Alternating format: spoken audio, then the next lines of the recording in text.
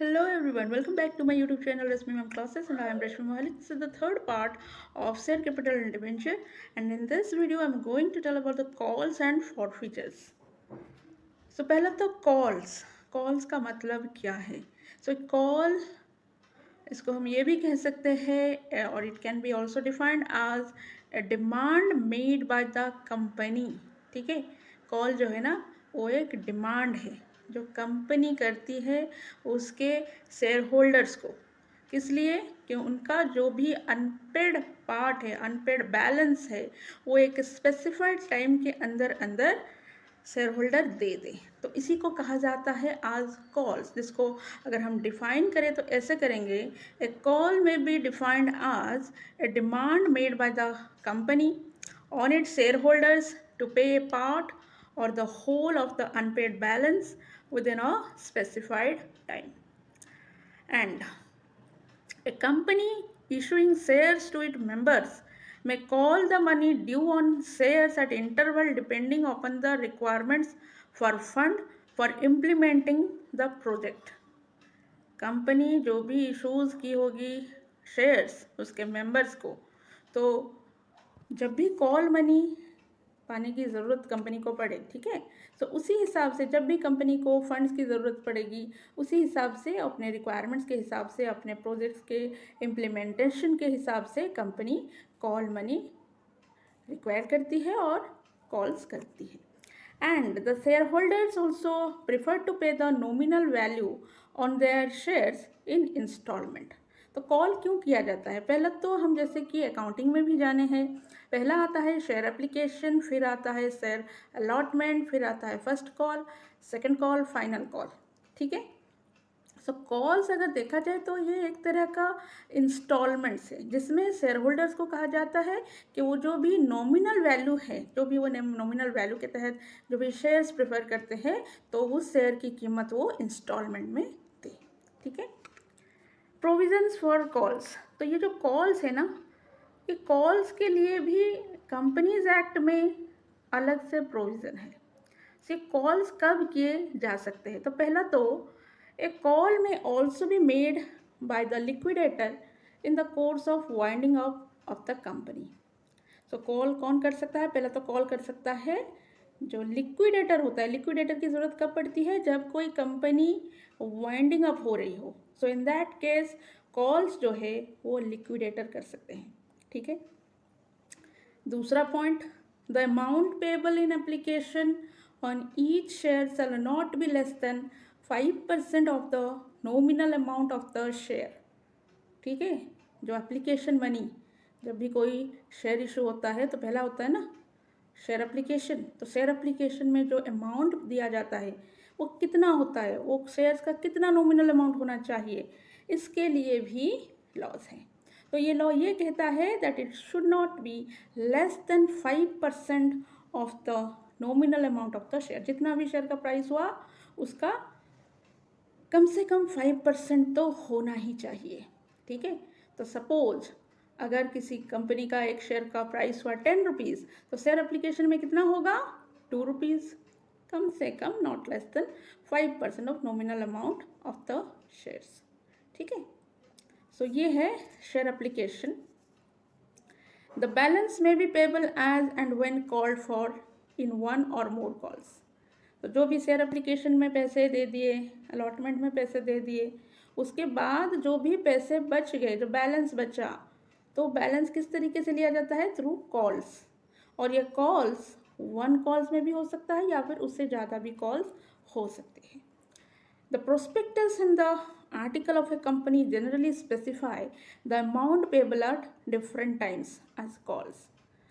फिर अभी ये देखा जा रहा है कि कॉल्स में कितना पैसा दिया जाएगा, तो इसके लिए भी कंपनी का जो आर्टिकल होता है, आर्टिकल ऑफ एसोसिएशन, साथ ही साथ जो भी कंपनी प्रोस्पेक्टस इशू की होगी for the issue of shares, उसमें एट डिफरेंट टाइम के हिसाब से कितना अमाउंट पेबल होना चाहिए वो भी लिखा रहता है. Now come to as per section 10 subsection 2, all money is payable by any member to the company on the shares held by him is a debt due from him to the company. बिल्कुल सही। तो section 10 subsection 2 क्या कहता है? ये कहता है जो भी पैसे कोई भी मेंबर कंपनी को देता है ना शेयर्स के ऊपर, इसको एज अ डेब्ट समझा जाएगा। जो डेब्ट मेंबर के ऊपर होता है एज अ डेब्ट, क्यों? क्योंकि उसने शेयर्स लिए हैं ना, उसको अलॉट किए गए हैं। तो इसीलिए जो एप्लीकेशन मनी के साथ साथ जो कॉल्स मनी होते हैं ना, ये सारे के सारे इट एक्ट एज अ डेब्ट। ओके, ये डेब्ट ड्यू रहता है किसके ऊपर? मेंबर्स के ऊपर, और इसीलिए वो कंपनी को चुकाता है। In the event of default in payment of a valid call, the company can enforce payment of such money by legal process and forfeit the share in case calls is not paid. ठीक है, अगर कोई valid call का time हुआ और share holder ने या member ने पैसे नहीं दिए, कंपनी ने पेमेंट के लिए कहा to pay the call money, लेकिन शेयर होल्डर डिफॉल्टर हो गया, उसने नहीं दिया। इन दैट केस पहला तो कंपनी अपने मनीज के लिए कोई भी लीगल एक्शन ले सकती है शेयर होल्डर के ऊपर, या फिर ये भी हो सकता है कि वो पूरा का पूरा जो शेयर है ना उसको फॉरफिट कर दे, फॉरफिचर हो जाता है। फॉरफिचर ऑफ शेयर्स उसको कहते हैं। क्यों किया जाता है? क्योंकि आपने वैलिड कॉल का पैसा नहीं दिया, क्योंकि शेयर होल्डर ने वैलिड कॉल पर पैसे नहीं दिए तो कंपनी ने उसके बदले में शेयर फॉरफिचर कर दिए। क्यों? Reason is the call money is not paid.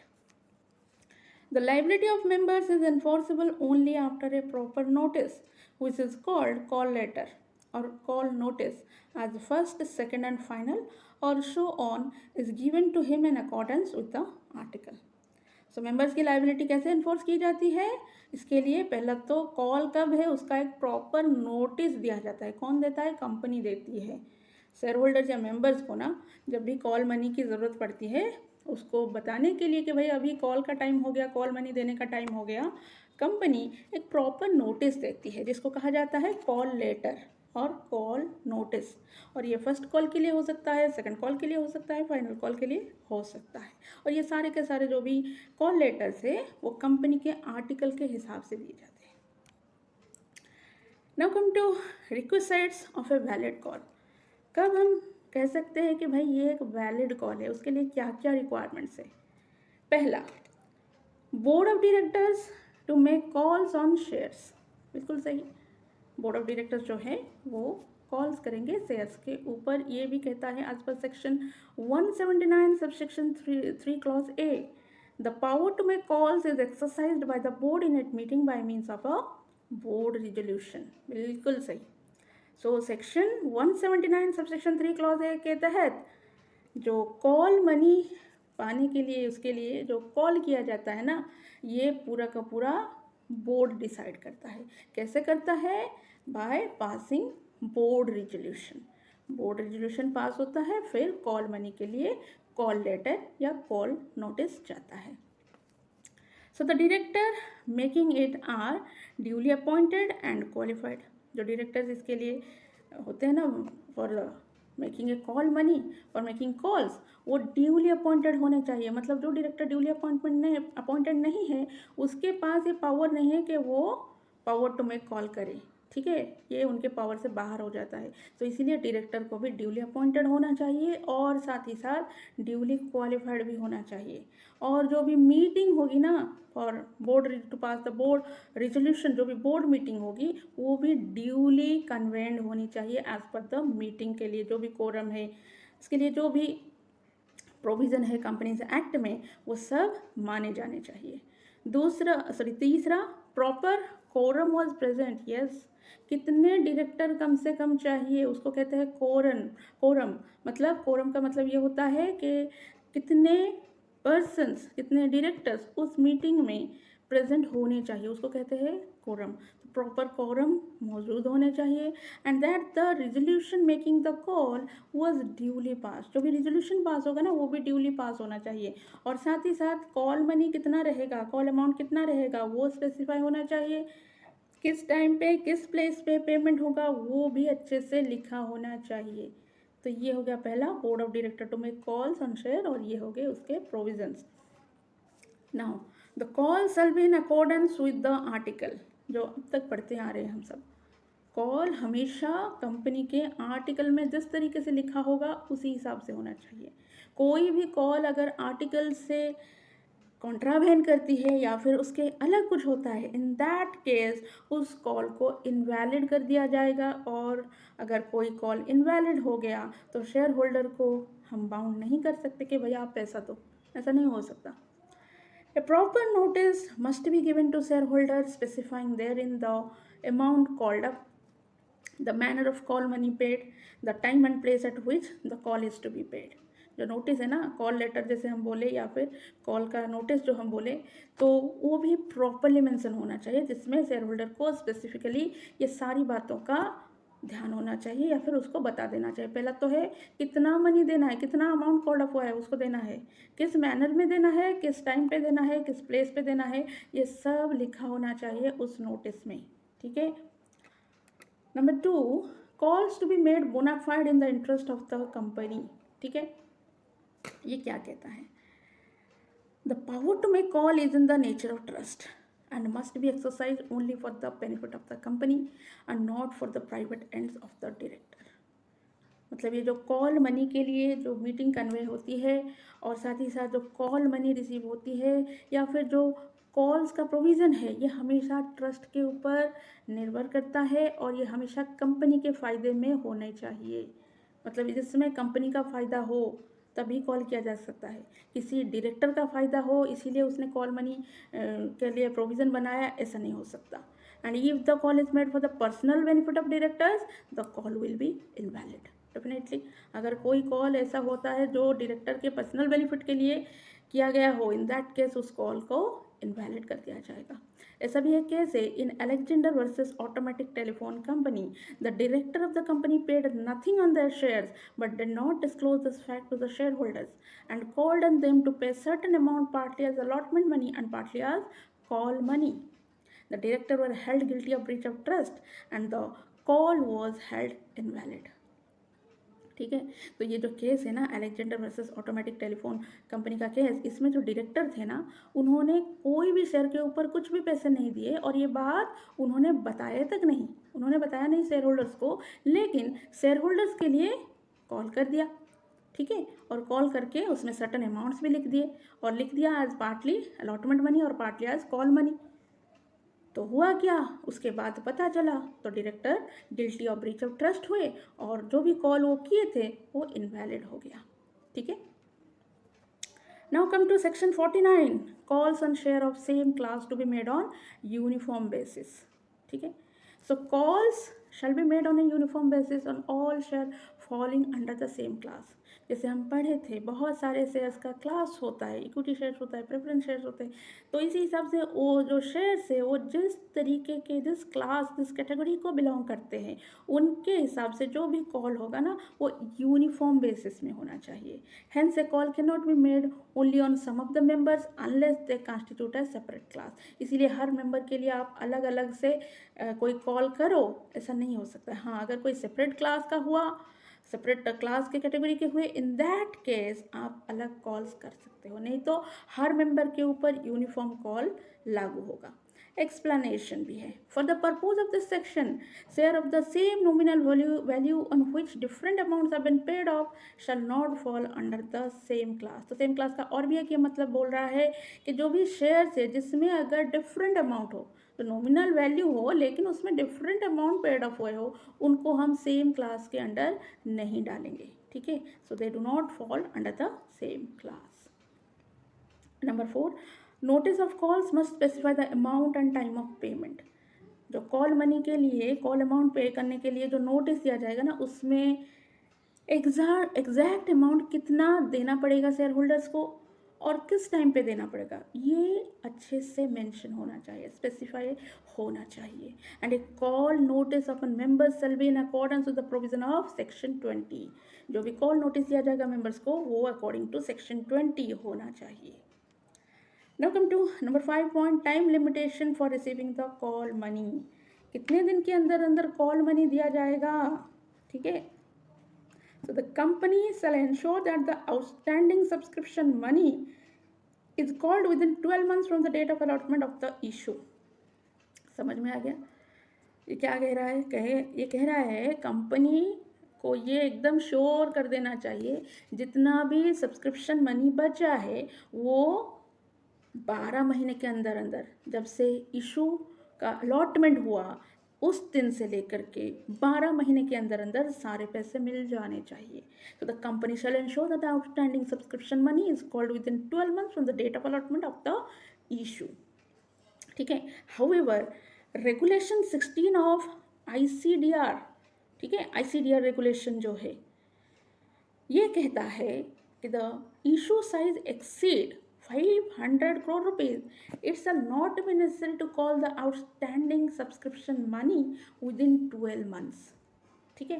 तो ICDR का रेगुलेशन ये बोल रहा है कि अगर कोई इशू वो अगर 500 करोड़ रुपए से ज़्यादा हो गया, इन दैट केस आप कॉल जो आउटस्टैंडिंग मनी है, सब्सक्रिप्शन मनी है, वो 12 महीने के अंदर अंदर ही सारे के सारे आप ले लोगे, ऐसा नहीं हो सकता.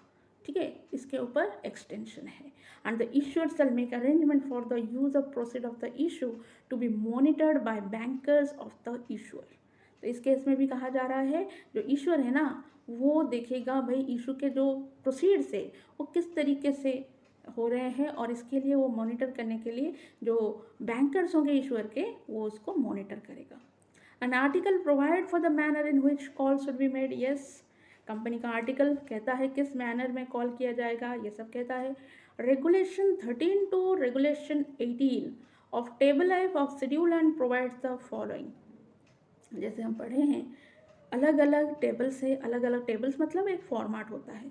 तो रेगुलेशन 13 से लेकर के रेगुलेशन 18 तक जो टेबल F के अंडर आता है शेड्यूल 1 का, जैसे कंपनी एक्ट में बहुत सारे शेड्यूल्स है तो इसी हिसाब से एक शेड्यूल है शेड्यूल 1 और टेबल F है, उसमें जो रेगुलेशन दिया गया है रेगुलेशन 13 टू रेगुलेशन 18 ये कहता है for a point for each call at least 14 days notice must be given to members. मतलब जब भी कॉल किया जाएगा कम से कम 14 दिन से पहले तो कॉल का नोटिस देना चाहिए. So for each call at least 14 days notice must be given to members. members को कम से कम जब भी कॉल उनको कॉल मनी देने के लिए कॉल किया जाएगा कम से कम 14 दिन पहले तो नोटिस भिजवानी पड़ेगी. ठीक है. बी पॉइंट ये कहता है the an interval of 1 month is required between 2 successive calls and not more than 1/4, that is 25% of the nominal value of shares can be called at one time. मतलब दो successive calls के बीच में कम से कम 1 महीने का इंटरवल या gap होना चाहिए. ठीक है. और कितना मनी आप लोगे ये बोल रहा है कि एक कॉल एट ए टाइम में जो भी पूरा कॉल का जितना पूरा जो शेयर का जितना प्राइस होगा नॉमिनल वैल्यू जितना होगा वो उसका 1/4 से ज़्यादा नहीं होना चाहिए. ठीक है. एक कॉल में पूरा नॉमिनल वैल्यू ऑफ शेयर्स का 1/4 से ज़्यादा नहीं होना चाहिए. हाँ, ये लिमिट जो है ना वो कंपनी अगर चाहे तो रेज कर सकती है, लेकिन इसके लिए उसको आर्टिकल देखना पड़ेगा. However company may have their own article and raise the limit. The board has the power to revoke or postpone a call after it is made. Suppose ऐसा हो गया कॉल कर दिए, बोर्ड ने कॉल कर दिया, लेकिन किसी वजह से वो अगर चाहे उस कॉल को कैंसिल करने के लिए पोस्टपोन करने के लिए तो हो सकता है, बिल्कुल हाँ हो सकता है. ये पावर बोर्ड को दिया गया है, ये उसके पास है. D point joint share holders are jointly and severally liable for payment of calls. ठीक है. जॉइंट शेयर होल्डर जितने भी है ना तो वो जॉइंटली और सेवरली लायबल होते हैं कॉल्स मनी देने के लिए. ई point if a member failed to pay call money he is liable to pay interest not exceeding the rate specified in the article. It is 10% or terms of issue or such lower rate as the board may determine. Suppose call valid call हुआ था, कोई member time पे पैसा नहीं दे पाया, इन that case वो liable होगा कि वो इंटरेस्ट रेट में दे. ये इंटरेस्ट कितना है, ये इंटरेस्ट कहता है मैक्सिमम 10%, उससे ज़्यादा का इंटरेस्ट नहीं लागू हो सकता.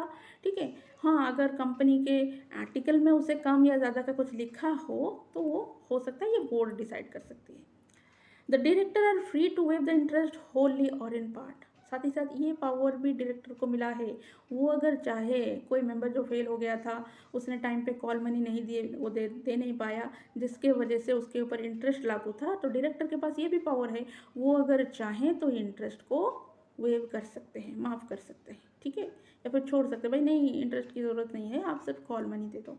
ये होली भी हो सकता है इंटरेस्ट का वेव होना, या फिर पार्टली भी हो सकता है। F point, if any member desire to pay the call money in advance, जैसे कि हम पढ़े हैं अकाउंट्स में कॉल्स इन एडवांस, तो अगर कोई मेंबर, वो उसके पास पैसे हैं या फिर वो चाहता है कि वो पहले से ही पैसे दे दे, ठीक है, तो if any member desire to pay the call money in advance, the director may at their discretion accept and pay interest not exceeding the rate specified in the article, that is 12%। ये भी ध्यान में रखना पड़ेगा। अगर कोई member चाहता है कि वो जो कॉल मनी है ना, वो कॉल अलॉटमेंट के बाद ही दे देगा, कॉल मनी इन एडवांस, तो दे सकता है, बिल्कुल दे सकता है। इसके लिए डायरेक्टर के पास भी पावर है, वो अगर चाहे तो वो call money in advance accept कर सकती है, और अगर एक्सेप्ट करती है तो अब कंपनी को देना पड़ेगा इंटरेस्ट। क्यों? क्योंकि उसने कॉल मनी इन एडवांस जो रिसीव किया है, और वो इंटरेस्ट कितना होगा, ये इंटरेस्ट भाई कहता है आर्टिकल में जैसा लिखा होगा वो हो सकता है, या फिर जैसा हमको पता है वो 12% से ज़्यादा नहीं हो सकता। G point, a defaulting member will not have any voting right till call money is paid by him, section 106। कोई भी मेंबर जो अगर टाइम पे कॉल मनी ना दे पाए, तो इन दैट केस वो हो गया डिफ़ॉल्ट मेंबर और डिफ़ॉल्टर। सो डिफ़ॉल्टिंग मेंबर हो गया हो तो वो डिफ़ॉल्टिंग मेंबर वोटिंग राइट उसके पास नहीं है, वो नहीं दे सकता वोट, लेकिन दे पाएगा कब? जब वो पूरा कॉल मनी वापस दे दे, इन दैट केस उसके पास फिर से वापस वोटिंग राइट आ जाएगी। नहीं, so section 50 says the company to accept unpaid share capital although not called up, calls in advance। A company may, if so authorized by its articles, accept from any member the whole or a part of the amount remaining unpaid on any shares held by him, even if no part of that amount has been called up। Okay, so company का अगर article authorised या authorisation दे रहा हो, in that case company जो है, भले ही कोई call ना हुआ हो, फिर भी कॉल्स इन एडवांस रिसीव कर सकती है, और ये हो सकता है। सो भले ही कोई भी कॉल्स के लिए कोई भी नोटिस नहीं दिया गया है, फिर भी अगर कोई भी मेंबर, कोई भी शेयर होल्डर चाहे कि वो अपना जो कॉल मनी है वो एडवांस में देना चाहे, तो वो दे सकता है, ठीक है। Number 2 point, a member shall not be entitled to any voting rights in respect of the amount paid by him, that is calls in advance, until that amount has been called up। So member भले ही उसने calls in advance दे दिया हो, लेकिन उसको तब तक voting right नहीं मिलेगा जब तक जो भी अमाउंट उसने कॉल्स इन एडवांस में दिया है उसका कॉल्स या कॉल्ड अप ना हो, तब तक उस मेंबर के पास कोई भी वोटिंग राइट नहीं होगी। फोरफीचर ऑफ शेयर्स, फोरफीचर का मतलब क्या है? फोरफीचर का मतलब है cancellation of shares for non payment of calls. So call हुआ लेकिन एक मेंबर ने अपना जो पेमेंट था वो नहीं दिया, so due to non payment of calls जो शेयर्स का कैंसलेशन हो गया, जिसको कहा जाता है फोरफीचर। तो the share holder makes default in payment of calls and share, then the company can use the option of forfeiture by taking back of shares from the share holder. तो forfeiture में ऐसा हो क्या होता है, पहले तो क्योंकि नॉन पेमेंट हुआ है कॉल्स का, सो डिफ़ॉल्ट हो गया, शेयर होल्डर डिफ़ॉल्टर हो गया, जिस वजह से अभी कंपनी जो है ना, वो उसके पास एक ऑप्शन है, अगर पेमेंट टाइम पे ना दिया जाए और अगर फोरफीचर अप्लाई कर दे company, so in that case जो भी शेयर्स है वो शेयर होल्डर के कंपनी वापस अपने ओर ले जाएगी या वापस ले लेगी। Forfeiture to be valid following condition needs to be satisfied. So forfeiture को भी वैलिड होना चाहिए, तो उसके लिए भी कुछ कंडीशंस है, वो सेटिस्फाई होने चाहिए, तब भी उसको हम वैलिड फोरफीचर कहेंगे। पहला number 1 point, article of association must authorise the forfeiture of shares. मतलब जो भी फॉरफीचर भी होगा ना, वो भी as per companies article of association होना चाहिए, और आर्टिकल ऑफ एसोसिएशन में ये ऑथराइजेशन होना चाहिए कि अगर non payment of call money होता है तब कंपनी के पास ये ऑप्शन है कि वो शेयर्स का फॉरफीचर कर दे। सो पहला point, forfeiture must be in accordance with the regulation of article regarding notice procedure and manner stated therein, otherwise the forfeiture will be void. So forfeiture भी जो भी है वो कंपनी जो है अपने आर्टिकल के हिसाब से करेगी, किस तरीके से नोटिस देना होगा, क्या प्रोसीजर रहेगा, कौन सा मैनर रहेगा, ये सब आर्टिकल में लिखा होगा और उसी हिसाब से कंपनी फॉरफीचर करेगी। अगर उस हिसाब से नहीं करती है तो इन दैट केस फॉरफीचर को भी वॉइड कर दिया जाएगा। And if article authorises the forfeiture shall include forfeiture of all dividends declared but not paid in respect of the forfeited shares. Okay, resolution for forfeiture के लिए भी एक resolution है, उसके लिए कहता है आर्टिकल 30 ऑफ द टेबल है provides that if the defaulting shareholder does not pay the amount within the specified time as record by the notice, the director may pass a resolution for fitting the shares. ठीक है, तो table F का article 30 ये कहता है जो भी defaulting share holder है उसने अगर टाइम पे कॉल मनी नहीं दिया, इन दैट केस डायरेक्टर क्या करेंगे, डायरेक्टर एक रेजोल्यूशन पास करेंगे फॉर फॉरफीचर ऑफ शेयर्स और फिर शेयर्स को फॉरफिट कर देंगे। Number 3 point, proper notice minimum 14 days. So proper notice एक देना पड़ेगा। सो रेगुलेशन 29 ये कहता है, रेगुलेशन 29 ऑफ टेबल है provide that a notice shall mention the date of payment which is not less than 14 days from the date of service of the notice. ये भी हम जानते हैं कम से कम 14 दिन पहले या 14 दिन का तो नोटिस देना पड़ेगा। ये भी कहता है रेगुलेशन 29 ऑफ टेबल है, उसमें मेंशन होना चाहिए भाई डेट ऑफ पेमेंट कौन से दिन है, उसके जब भी जो भी डेट ऑफ पेमेंट डिसाइड हुआ होगा उससे कम से कम 14 दिन पहले का नोटिस सर्व होना चाहिए। And it also mention that the event of non payment the share will be liable to be forfeited. सिर्फ उतना ही नहीं, उस नोटिस में ये भी क्लियरली मेंशन होना चाहिए कि अगर टाइम पे पेमेंट नहीं होता है तो शेयर्स को फॉरफिट कर दिया जाएगा। Number 4 point, power of forfeiture must be exercised bona fide for and for the benefit of the company. ये जो शेयर्स का फॉरफीचर होगा ना, ये हमेशा कंपनी एक बोनाफाइड रीज़न के लिए करना चाहिए और साथ ही साथ कंपनी के बेनिफिट के लिए होना चाहिए। तो the power of forfeiture must be exercised bona fide and in the interest of the company. It should not be conclusive or fraudulent. ठीक है, कंपनी कोई फ्रॉडुलेंट तरीके से या फिर फ्रॉड करने के लिए अगर शेयर्स को फॉरफिट करती है तो ये गलत रहेगा। And the power must be used in order to coerce reluctant shareholders into paying their calls and cannot be exercised to relieve him from the liability of making the payment। ठीक है, और साथ ही साथ ये जो पावर है ना, ये हमेशा जो रिलेक्टेंट शेयर होल्डर्स है जिनको कहना है भाई वो कॉल मनी टाइम पे देना ही नहीं चाहते, तो उनको किसी हिसाब से कोई भी रिलीफ नहीं होनी चाहिए। ठीक है, it can not be exercise to relieve him from the liability of making the payment. So ये हमेशा बोनाफाइड रीजन के लिए होना चाहिए, एक गुड फेथ में होना चाहिए। And such share holder continue to be responsible for the unpaid part of the share. Consequence of forfeiture of shares, yes, जो शेयर्स फॉरफीचर हो जाते हैं या फिर फॉरफिटेड हो जाते हैं उसका कॉन्सिक्वेंस क्या रहता है। So share holder ceases to be a member and the forfeited share become the property of the company. तो एक बार अगर फॉरफीचर हो गया तो जो शेयर होल्डर था ना वो अभी मेंबर बन के नहीं रहेगा और उसके जितने भी शेयर्स थे वो सारे के सारे कंपनी के हो जाएंगे। ठीक है, कंपनी के प्रॉपर्टी हो जाएंगे। Further regulation 32 clause 2 of table F, Regulation 32 Part 2 of Table F provide that the liability of a person whose shares have been forfeited ceases if when the company receive payment in full and of all such money in respect of the shares forfeited। ये भी कहता है regulation 32 table F के हिसाब से कि अगर जो भी पर्सन था ना जिसका शेयर्स फॉरफिटेड हो गया था वो ख़त्म हो जाएगा अगर वो जो शेयर होल्डर था ना वो सारा का सारा पैसा अगर फुल में दे दे जो भी फॉरफिटेड शेयर थे, तो इन दैट केस उसका फॉरफिचर खत्म हो जाएगा। And if liquidation takes place then the original holder shall remain liable as a past member to pay call within 1 year of forfeiture which is difference between the amount payable and the amount received। हाँ, अगर उससे पहले कोई भी company liquidation में चली जाती है तो जो भी ओरिजिनल शेयर होल्डर्स थे वो ही लायबल रहेंगे और उनको पास्ट मेंबर की तरह कहा जाएगा और जो भी उनका पैसा था ना वो फॉरफिचर का जो शेयर फॉरफिचर का वो 1 साल के अंदर अंदर उनको देना चाहिए। जो भी रिमेनिंग पैसे थे amount payable and amount receive के बीच में जो भी डिफरेंस था वो 1 साल के अंदर अंदर देना पड़ेगा क्योंकि वो पास्ट मेंबर थे और वो स्टिल लायबल रहेंगे।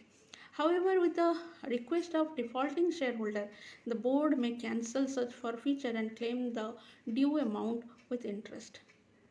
अगर डिफॉल्टिंग शेयर होल्डर किसी भी तरह का रिक्वेस्ट करते हैं बोर्ड को, तो इन दैट केस बोर्ड अगर चाहे तो वो कैंसिल कर सकता है, जो भी फॉरफीचर हुआ होगा ना उसको कैंसिल कर देगा और जो भी मनी ड्यू है विथ इंटरेस्ट चार्ज कर सकता है.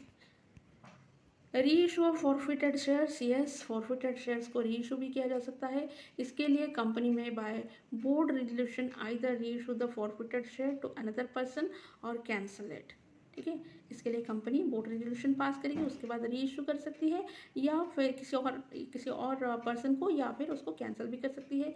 और on reissue the company executed transfer date, जब भी अगर रीइशू का बात आएगा इन दैट केस कंपनी को एक ट्रांसफर डेट को भी एग्जीक्यूट करना पड़ेगा. And the issue same share certificate after duly transfer if the original holder has already surrendered the share certificate. Otherwise, after a public notice in a newspaper, a new share certificate is issued.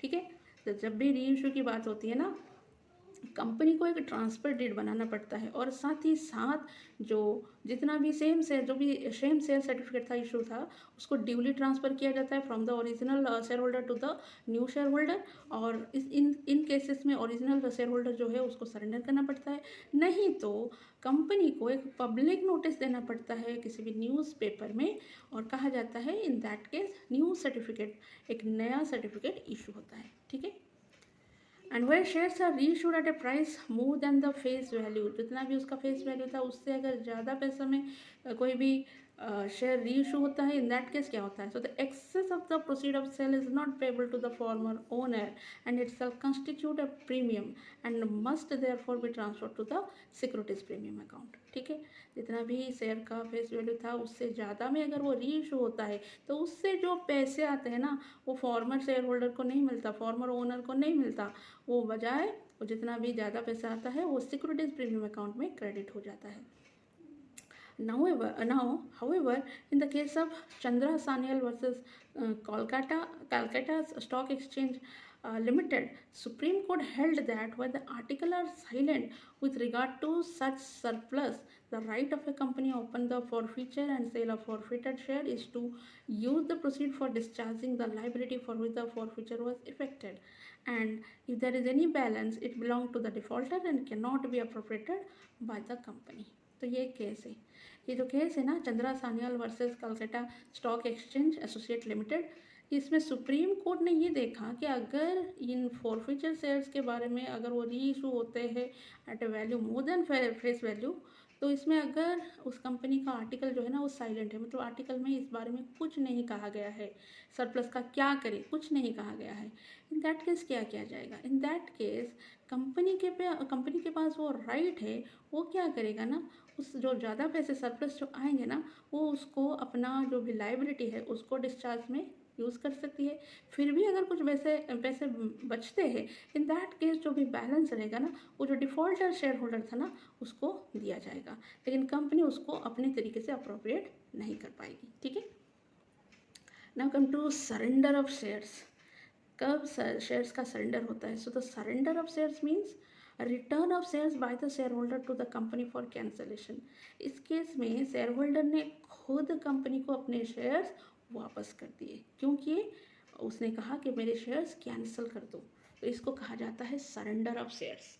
So holder in this case voluntarily abandons all his share in favour of the company. तो surrender of shares case में क्या होता है ना, जो share holder होता है ना वो वॉलंटरीली अपने जो शेयर्स है वो कंपनी को वापस कर देती है, छोड़ देती है कंपनी के नाम पे. ठीक है, so the power to accept surrender of shares can not be exercise by a company unless expressly given by the article of association. तो यहाँ पर भी आ जाता है आर्टिकल ऑफ एसोसिएशन के जो भी शेयर होल्डर शेयर्स को सरेंडर करता है कंपनी उसको एक्सेप्ट करेगी नहीं करेगी ये भी कंपनी के आर्टिकल में मेंशन होना चाहिए. अगर आर्टिकल ऑफ एसोसिएशन में ये क्लियरली लिखा हो कि सरेंडर ऑफ शेयर्स को कंपनी एक्सेप्ट कर सकती है, इन दैट केस कंपनी कर पाएगी, नहीं तो बिल्कुल नहीं एक्सेप्ट कर सकती company. A company can not accept a surrender of its share as every surrender of share whether fully paid off or not involve a reduction of capital which is unlawful. ये भी ध्यान में रखना पड़ेगा. कोई भी कंपनी कोई भी शेयर होल्डर को शेयर होल्डर का जो सरेंडर शेयर है वो एक्सेप्ट नहीं कर सकती अगर, ठीक है, अगर वो फुल्ली पेड ना हो, या फिर उसमें अगर कंपनी का जो भी है ना रिडक्शन ऑफ कैपिटल हो, और या फिर वो जो कि लॉफुल एजेंडा कोई भी हो, या फिर लॉफुल रीज़न कुछ भी हो, इन दैट केस कंपनी किसी भी शेयर होल्डर के शेयर्स को सरेंडर अगर वो करता है, कंपनी एक्सेप्ट नहीं करेगी, ठीक है। बट एक्सेप्शंस भी है, so it has two exceptions. पहला exception, one shares are surrender as a shortcut to forfeiture of shares, ठीक है, फॉरफीचर ऑफ शेयर के बदले में सरेंडर कर देता है खुद शेयर होल्डर, तो ये अलग बात है। दूसरा बात, when shares are surrender in exchange of new shares of the same nominal value, same nominal value के बदले में नए शेयर्स को अगर कोई नया शेयर होल्डर एक्सचेंज कर रहा है पुराने वाले दे करके, या फिर कोई शेयर होल्डर जो है नए शेयर के बदले में पुराना वाला शेयर सरेंडर कर रहा है सेम नॉमिनल वैल्यू के तहत, तो ये एक्सेप्शन केस है, क्योंकि इसमें कोई अनलॉफुल बात तो नहीं है, ये हो सकता है। Now come to distinguish between surrender of shares and forfeitures of share. Surrender of share का मतलब क्या है, फॉरफीचर ऑफ शेयर्स का मतलब क्या है। तो पहला तो अगर मीनिंग के बीच में देखें, तो मीनिंग के नज़र से देखें तो सरेंडर ऑफ शेयर्स का मतलब है ये एक वॉलंटरी रिटर्न ऑफ शेयर्स है जो कि कंपनी का मेंबर करता है, जबकि फॉरफीचर ऑफ शेयर्स को अगर देखें तो ये क्या होता है ना, ये कंपलसरी टर्मिनेशन है, compulsory termination of membership due to non payment of call money. Nature अगर देखिए तो surrender of share voluntary nature का है, जबकि forfeiture of share compulsory nature का है due to non payment. Reason अगर देखिए, पहला reason inability to pay the call money, in that के सरेंडर ऑफ शेयर होता है। नंबर 2 अगर देखें तो for exchange into new shares, yes, नया शेयर के बदले पुराने वाले शेयर को सरेंडर कर दो सेम नॉमिनल वैल्यू, सो ये हो सकता है। जबकि फॉरफीचर ऑफ शेयर का अगर रीज़न देखें फॉर, तो इन दैट केस तो पहला रीज़न आता है इसका non payment of call money. Object अगर देखें तो member voluntary abundance all his right on above ground, ठीक है। ऑब्जेक्ट अगर देखें तो सरेंडर ऑफ शेयर में जो मेंबर होता है ना, वो वॉलंटरीली अपने सारे हक ये सब त्याग देता है, सरेंडर कर देता है। जबकि फॉरफीचर ऑफ शेयर का अगर ऑब्जेक्ट देखें तो इन दैट केस ये मेंबर को पेनलाइज है, ये एक तरह का पनिशमेंट है for non payment of call. अगर सरेंडर ऑफ शेयर की बात देखें तो ये मेंबर खुद इनिशिएटिव लेता है, और जबकि फॉरफीचर ऑफ शेयर का देखें तो कंपनी इनिशिएटिव लेती है।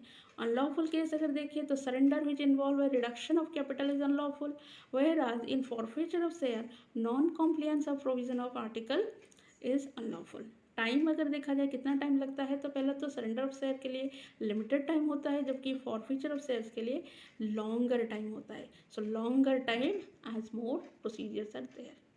And with this, your chapter comes to an end. I hope it will be beneficial for you. Thank you for watching and keep watching my videos.